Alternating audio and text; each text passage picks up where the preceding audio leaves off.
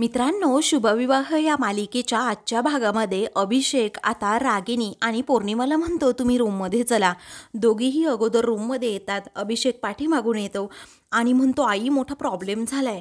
ती विचारते काय झालं अभिषेक, बोल ना रे पटकन, माझ्या काळजाचा ठोका चुकायला लागला इकडे. तेव्हा अभिषेक वैतागूनच म्हणतो आई अगं तुला माहिती आहे का, आपल्या बाबतीत ना गेली 2-3 दिवस झाले फक्त आणि फक्त बॅड न्यूज घडतायत.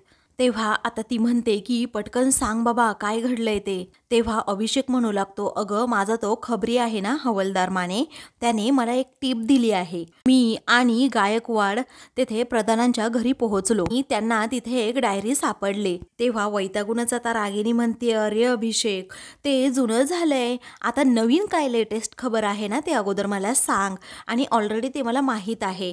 त्यावेळी अभिषेक म्हणतो अगं मुद्द्याचं ऐक ना, मी तुला काय म्हणतोय, ही तीच डायरी आहे जी तू तेथे ना सोडून आली होतीस.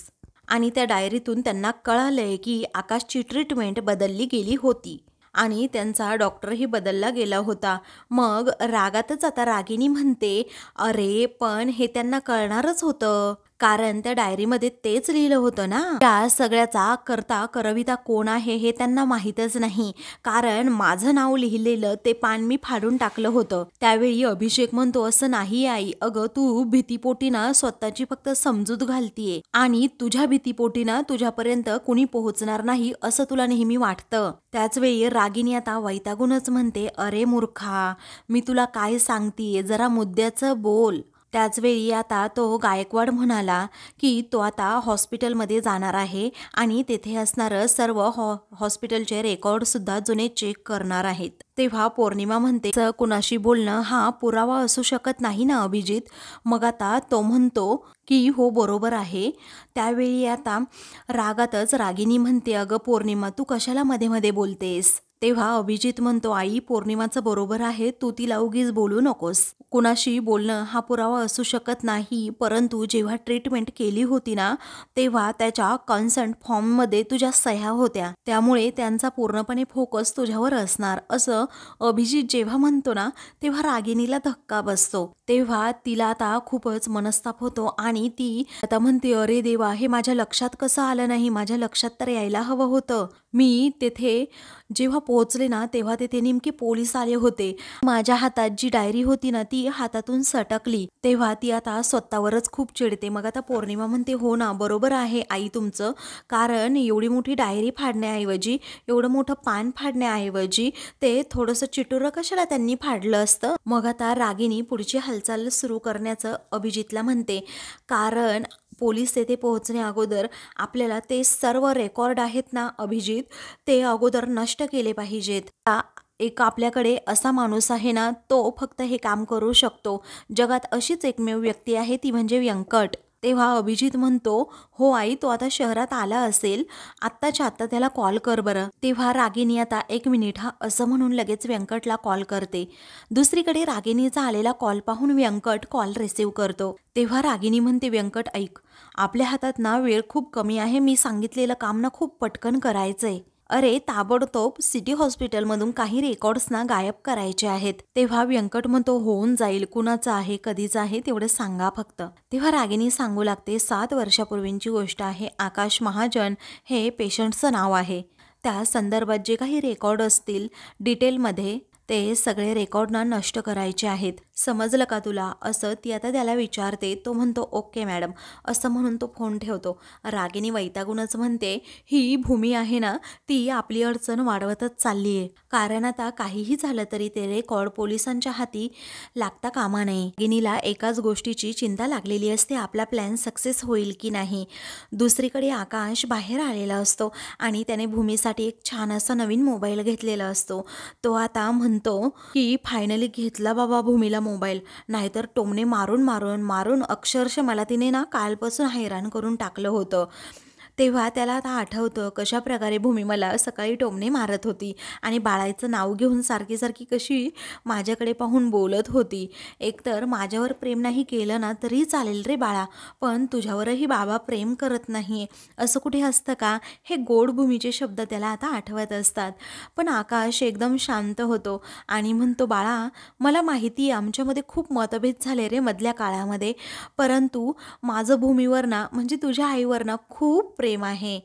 आता आकाश त्या मोबाईलकडे पाहतच राहतो आणि म्हणतो, भूमी माझ्याकडून तुला हे सरप्राईज असणार आहे. खूप छान असं गिफ्ट मी तुझ्यासाठी घेतलं आहे आणि तुला असं वाटत असेल की अगं माझं तुझ्यावर प्रेम नाही आहे, परंतु भूमी तू माझ्या काळजाचा तुकडा आहेस, माझं खूप प्रेम आहे तुझ्यावर. असं म्हणून तो गाडीत बसायला जाणार. तेवढ्यातच समोर सिटी हॉस्पिटलजवळ आता व्यंकट फोनवर बोलताना दिसतो. मग आकाशची नजर त्याच्यावर जेव्हा पडते ना तेव्हा आकाश जरा थबकतोच आणि म्हणतो, कोण आहे हा?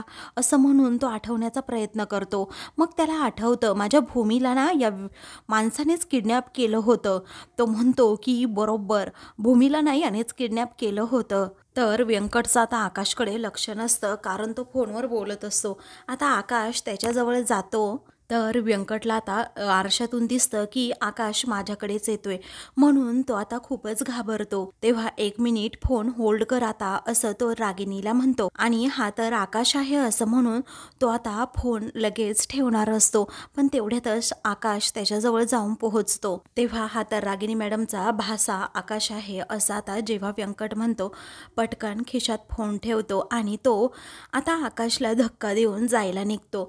तो पळून जात असताना आकाशसुद्धा आता अजिबात हटत नाही. तो सुद्धा व्यंकटच्या पाठीमागे धावू लागतो. त्याचवेळी आता तो धावत असताना लगेच रागिणीला कॉल करतो आणि मागे आकाश येतोय का ते बघत असतो.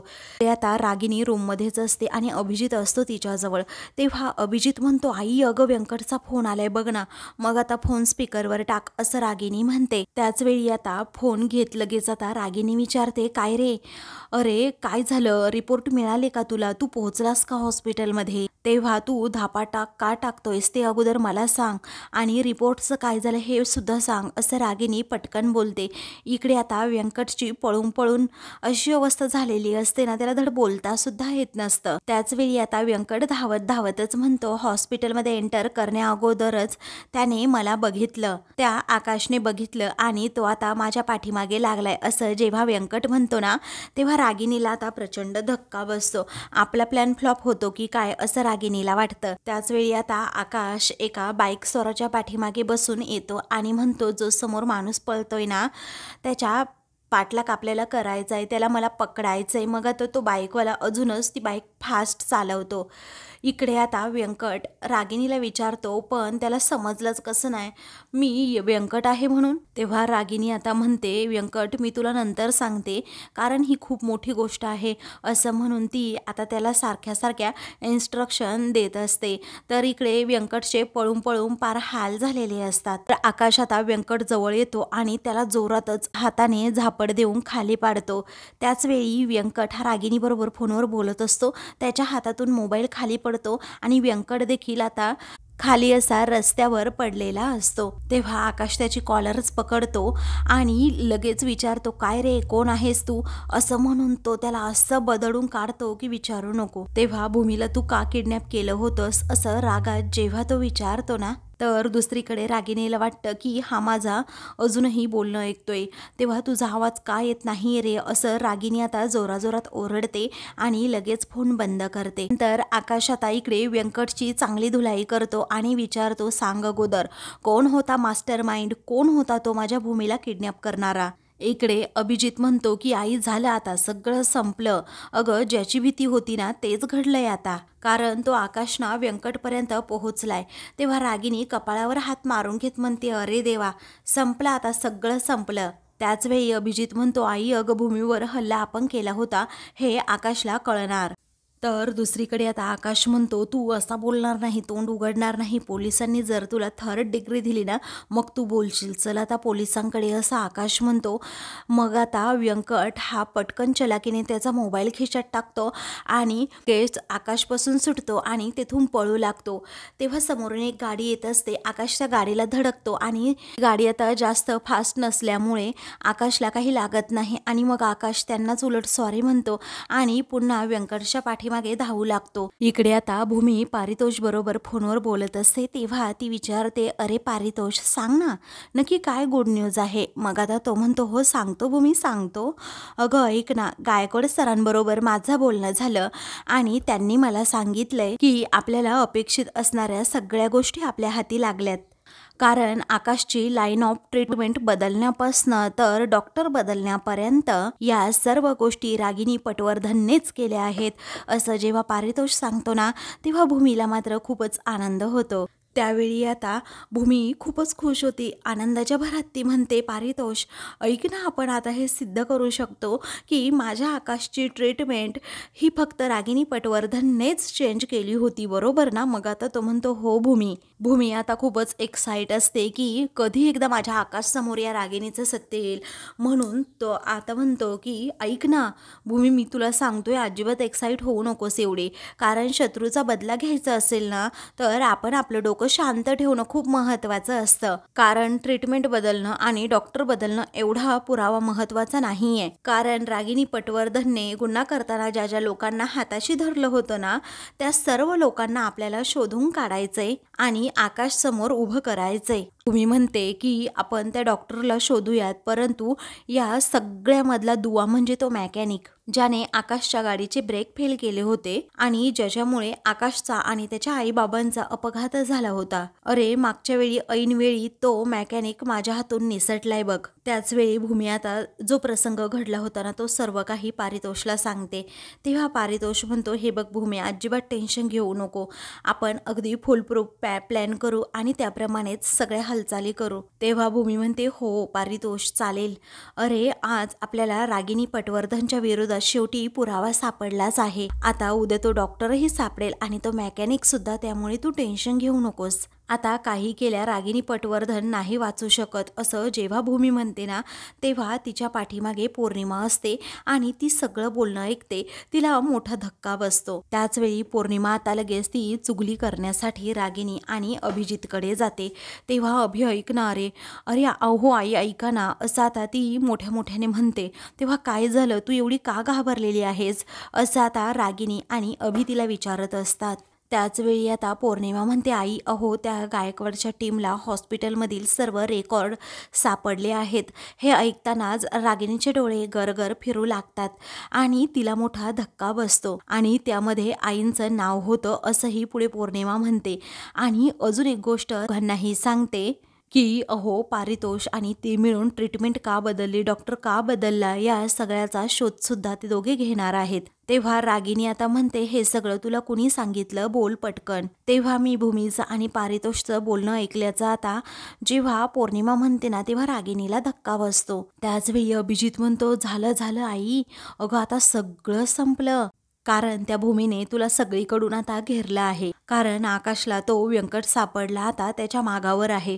पोलिसांना जर आकाशने सांगितलं तर खूप मोठा प्रॉब्लेम होईल. आता पोलिसांना सुद्धा हॉस्पिटलमधील रेकॉर्ड सापडले आहे. तू सगळीकडून अडकली आहेस आई. अहो आई, जर असंच सुरू राहिलं तर तुमचं एक्सपोज होणं काही लांब नाही, असं पौर्णिमा लगेच रागिनीला म्हणून भीती घालवून देते. तेव्हा रागिनी आता खूपच घाबरते आणि म्हणते, नाही असं व्हायला नको अभि. त्यानंतर सायंकाळी आता रागिनी आता देवासमोर दिवा लावते आणि देवाच्या पाया पडते. तेवढ्यातच व्यंकटचा मेसेज येतो. मग आता कुणी तेथे नाही ना याची खात्री करत लगेच रागिनी तो मेसेज वाचते की मॅडम, मी आकाशच्या हातातून अगदी व्यवस्थित निसटलो. त्याने मला पकडण्याचा खूप सारा प्रयत्न केला, पण डोंट वरी, तुम्ही अजिबात काळजी करू नका, मी स्वतःला अगदी सुखरूप सेफ केलंय. तेव्हा आता रागिनीला खूपच आनंद होतो. मग आता ती म्हणते की देवी आई, हे असले काही संकेत मिळाले ना, मग मला असं वाटतं की तू माझ्या पाठीशी आहेस आणि असाच इथून पुढे तुझा आशीर्वाद लाभू दे गाई. असं जेव्हा ती म्हणते ना, तेव्हा आपोआप देवासमोरील जो दिवा असतो ना, तो विझून जातो. तेव्हा ती आता म्हणते, अरे हा दिवा कसा विझला. त्याच वेळी आता ती थोडी गोंधळते, गडबडते, कारण तिला भीती वाटू लागते. देवासमोरील असा दिवा विझणं, मी काहीतरी मागणं आणि दिवा विझणं हा अशुभ संकेत तर नाही ना, याची भीती तिला वाटू लागते. त्यानंतर आता पौर्णिमा तेथे येते आणि म्हणते, आई ऐका ना, तुमच्यासाठी ना हे पार्सल आले, आत्ता एक माणूस ना दारावर देऊन गेला. तेव्हा आता त्या दोघीही लगेच ते पार्सल ओपन करतात, तर त्यामध्ये फाशीचा दोर असतो. तेव्हा तो फाशीचा दोर पाहून इकडे रागिणीला खूप मोठा धक्का बसतो. तर पौर्णिमा देखील खूपच घाबरते. हा फाशीचा दोर इथे कसा काय, कुणी पाठवला असेल हा प्रश्न दोघींच्याही मनात येतो. रागिणी तर आता अशी लटलट कापत असते. तेव्हा कुणी पाठवलं असेल हा वेळी आता तेथे भूमी येते आणि म्हणते, मी पाठवलाय तुमच्यासाठी हा फाशीचा दोर, कारण हा तुम्हाला ना खरंच खूप शोभून दिसेल आत्या. तेव्हा रागिणी आता रागातच तो फाशीचा दोर असा खाली टाकून देते आणि भूमीला जाब विचारू लागते की हा काय फालतूपणा आहे ग. तेव्हा भूमी हा फाशीचा दोर लगेच उचलते आणि म्हणते, हा फालतूपणा नाही आहे आत्या, हे तुमचं भविष्य आहे, भविष्य. अहो रागिणी पटवर्धन, ऐका ना, आज माझ्या नवऱ्याच्या जीवावर तुम्ही खूप मज्जा मारली, परंतु आता तुमच्यावर ही वेळ येणार आहे फाशीचा दोर घेण्यापर्यंत. आता फक्त 15 दिवस, शेवटचे 15 दिवस तुमच्या हातात आहेत.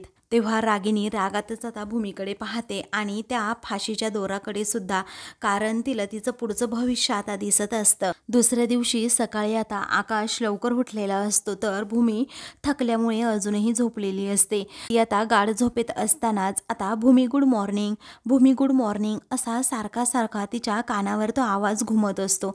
तेव्हा तिला आता काही समजत नाही नक्की हा आवाज कुठून येतोय. ती आता आकाशला आवाज देते, अरे आकाश, अरे उठ ना, तू कुठे आहेस, अरे आकाश, अरे हा आवाज कुठून येतोय, असं ती सारखं सारखं विचारते. प्ले डोळे चोळतच झोपेतून उठते. मग आता भूमीला कळतच नाही की नक्की कुठून हा आवाज येतोय. ती तिच्या त्या मोबाईलकडेही पाहते, पण तिथून आवाजच येत नसतो. तेव्हा ती आता म्हणते, बापरे, कपाटातून आवाज येतोय की काय, असं म्हणून ती आता कपाटाजवळ जाते. तर भूमी गुड मॉर्निंग, भूमी गुड मॉर्निंग असा सतत त्या मोबाईलमधून आवाज येत असतो. त्याचवेळी भूमी आता आता कपाटामध्ये आकाशने तिच्यासाठी खूप छान असं सरप्राईज ठेवलेलं असतं आणि मग भूमी तो आता बॉक्स उघडून पाहते, तर त्यामध्ये छान असं आकाशने तिला मोबाईल गिफ्ट केलेला असतो आणि तेव्हा तिला समजतं की आकाशने माझ्यासाठी हे सरप्राईज प्लॅन केलंय, मला मोबाईल गिफ्ट केलाय. ती आता खूपच खुश होते आणि आकाशच्या आठवणीतच रमते. त्यानंतर ती आता जोरातच आकाशला आवाज देते, आकाश, अरे तू आहेस कुठे, ये ना पटकन. एकतर खोलीच्या बाहेर उभा असशील किंवा तू ना इथे बाथरूममध्ये असशील, ये बरं पटकन आतमध्ये. आकाश आला की नाही, असं म्हणून ती सतत आकाशला आवाज देते. त्याचवेळी आकाश बाथरूममधून बाहेर येतो आणि विचारतो, काय झालं अगं भूमी. तेव्हा भूमी म्हणते, अरे हे काय आहे, असं म्हणून ती मोबाईल दाखवते. तेव्हा तो म्हणतो, अगं हा फोन आहे आणि तुला हवा होता ना माझ्याकडून फोन, तुझा खराब झाला होता ना अगोदरचा तो फोन, म्हणून घेतला मी तुझ्यासाठी. तुला हव्या असणाऱ्या ब्रँडचाच आहे, तुला हवं असणारं स्पेसिफिकेशन यामध्ये आहेत. तेव्हा भूमी म्हणते, मला नाही आवडला हा आकाश फोन. तेव्हा त्याला आता आश्चर्य वाटतं आणि तो विचारतो, का ग नाही आवडला. तेव्हा तो जास्त आडेवेडे न घेता विचारतो की का नाही आवडला, सांग ना. पण बरं ठीक आहे, नाही आवडलं तर नाही आवडू दे, आपण दुसऱ्या ब्रँडचा घेऊ, चालेल का तुला. तेव्हा ती आता त्याला दाखवते की मला हे नाही आवडलं, हा वॉलपेपर नाही आवडला. तेव्हा त्यामध्ये तिच्या एकटीचाच फोटो असतो. मग आता ती म्हणते, आकाश, अरे मला एक कळत नाही, तू माझ्या एकटीचा फोटो वॉलपेपरवर ठेवला ना, मला ते नाही आवडलं आकाश. अरे तू कधीतरी बघितलंस का माझ्या एकटीचा फोटो वॉलपेपरवर आहे म्हणून, आणि तू असा वागतोस ना, त्यामुळे मला मग तुझा राग येतो. पुढे आता भूमी म्हणते, काही नाही हा आकाश, तू मला सतत दाखवून देत असतोस की भूमी तू ना एकटी आहे आणि एकटीच राहणार, याचा अर्थ तू डिवोर्स मान्य केलाय, हो ना आकाश. तेव्हा आकाशला समजत नाही आता या भूमीबरोबर कसं वागावं. तेव्हा तो लगेच तिच्याजवळ जातो आणि टॉवेल तिथे टाकतो. म्हणतो की भूमी, अगं तू कुठलीही गोष्ट कुठे जोडू नकोस हा, मी असं काही म्हटलोय का तुला. तर भूमी आता स्वतःच म्हणणं खरं करत म्हणते की आकाश, मला काय वाटतंय माहितीये का, तुझं ना माझ्यावर प्रेमच नाहीये. तू असं वागलाच नसता, तू आपल्या दोघांचा वॉलपेपर माझ्या फोनवर ठेवला असता ना मग नवीन, आणि तू आपला डिवोर्स मान्य केला आहे असंही मला वाटतंय. तेव्हा तो आता पटकन म्हणतो की आहे प्रेम अगं, उगाच मी तुला हा फोन दिलाय का, तेव्हा भूमी आकाशकडे पाहतच राहते. त्याच वेळी आकाश अगदी शांत होतो आणि म्हणतो, भूमी, अगं तूच माझ्याकडे घटस्फोट मागितला आणि तूच माझ्यावर असे आरोप करतेस. अगं कसं सहन करायचं मी, सांग ना बघू. त्यावेळी भूमी म्हणते, हो मी मागितला ना घटस्फोट आकाश, परंतु तूच तो मान्य केला आहे आकाश. अरे मला ना तुझ्याकडनं खरंच ही अपेक्षाच नव्हती. अरे तू ना खूप बदललाय आकाश, तुझं ना माझ्यावर प्रेमच नाहीये. तो आता मोठ्याने म्हणतो, भूमी असं काही नाहीये अगं, तू उगीच गैरसमज करून घेऊ नकोस. अगं तू त्या वॉलपेपरवरनं कसला असा डिसिजन घेती आहेस, म्हणजे या वॉलपेपरचा काय संबंध, सांग ना आता. आकाश आता खूपच इमोशनल झालाय. हे पाहून आता भूमी खूप जोरात हसू लागते. तेव्हा त्याला समजतं की भूमी आपली गंमत करत होती. मग आता तो म्हणतो, अच्छा मला समजलं, तू ना एक नंबरची वाईट मुलगी आहेस हा भूमी, वाईट मुलगी. मग आता भूमी अजूनच मोठ्याने हसू लागते. मग तो आता रुसून बसतो. तेव्हा ती आता म्हणते की वाईट आहे का मी, वाईट आहे ना, बरं ठीक आहे, तू मला आता वाईटच म्हणणार रे, मला माहीत आहे ना मी कशी वाईट आहे ते. तेव्हा आकाश आता पुन्हा तिला म्हणवतो की तू एवढंच घेऊन बसू नको हा भूमी, अगं ऐक ना जरा, समजून घे ना गं तू. तेव्हा भूमी आता आकाशला विचारते, मग आहे का प्रेम माझ्यावर. तेव्हा तो म्हणतो, हो आहे अगं भूमी. मग आता भूमी लाडातच त्याला म्हणते, मग काढूयात ना आपण दोघे एक सेल्फी छान. तेव्हा भूमीचं बदललेलं हे रूप पाहून, तिचा बदललेला पुन्हा चेहरा पाहून तो तिच्याकडे पाहतच राहतो. ती म्हणते, आकाश अरे आपल्याला सेल्फी काढायचा आहे, फोटो काढायचा आहे आणि तू माझ्याकडे काय पाहतोस. तेव्हा तो म्हणतो, हो हो. तेव्हा ती फोटो क्लिक करत असते, तर ते बाळाचा सुद्धा फोटो यायला हवा ना, असं म्हणून ती 4-5 असे फोटो क्लिक करते आणि म्हणते, किती क्यूट फोटो आले आहेत आपले.